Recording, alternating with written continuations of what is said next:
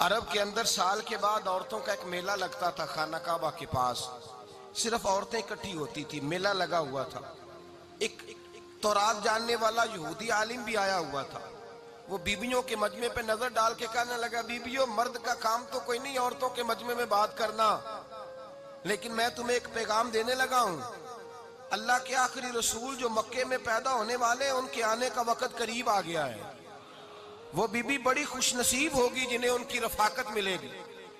عورتوں نے جب دیکھا کہ مرد آ گیا عورتوں کے میلے میں, تو انہوں نے ڈانٹا جھڑکا, کہا چل اٹھا اپنی کتابیں اور نکل جا. حضرت خدیجہ کہتی ہیں باقیوں نے ڈانٹا, پر میں نے بات پلے سے باندھ لی. میں نے پلے سے باندھ لی اور میں انتظار کرنے لگی کہ اللہ کرے وہ نصیب میرے ہی ہو, اللہ کرے مقدر میرا ہی کھلے.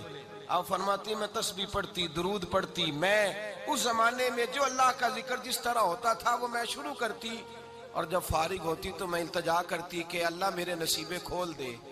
کہتی ہیں آہستہ آہستہ آہستہ آہستہ میں حضور کی تعریف سننے لگی. آہستہ آہستہ تعریف سننے لگی. نبی پاک صادق ہیں, امین ہیں, سچے ہیں, دیانتدار ہیں. اس برے اور میلے معاشرے میں بھی وہ سب سے اعلیٰ بھی ہیں اور سب سے اجلے بھی ہیں, وہ سب سے پاکیزہ ہیں. میں سننے لگی تعارف, آہستہ آہستہ میں ان کی گرویدہ ہونے لگی. ادھر نبی پاک صلی اللہ علیہ وسلم اپنے چچا جناب ابو طالب کے پاس رہتے تھے. قحط آ گیا, حالات بگڑ گئے. حضور سید عالم صلی اللہ تعالی علیہ وسلم سے چچا کہنے لگے, بیٹے اگر مال تجارت لے کے شام جاؤ تو بڑا نفع کماؤ گے, ہمیں ضرورت بھی ہے, اور اگر ہو سکے تو ختیجہ کا مال لے کے جاؤ. اور نبی پاک نے کہا چچا میں نہیں کہوں گا کسی سے جا کے, میں نہیں کہتا کسی سے جا کے, جو میرے نصیب میں ہوگا میرا رب خود عطا فرمائے گا, میں نہیں کہوں گا. مصطفیٰ نے تو نہیں کہا. حضرت ختیجہ رضی اللہ تعالیٰ عنہ کہتی ہیں میں نے خود اپنی خادمہ کو بھیجا. میں نے کہا جا کے پوچھو تو صحیح کہ میرا مال قبول ہوتا بھی ہے کہ نہیں, پوچھو. نبی پاک صلی اللہ علیہ وسلم سے پوچھا.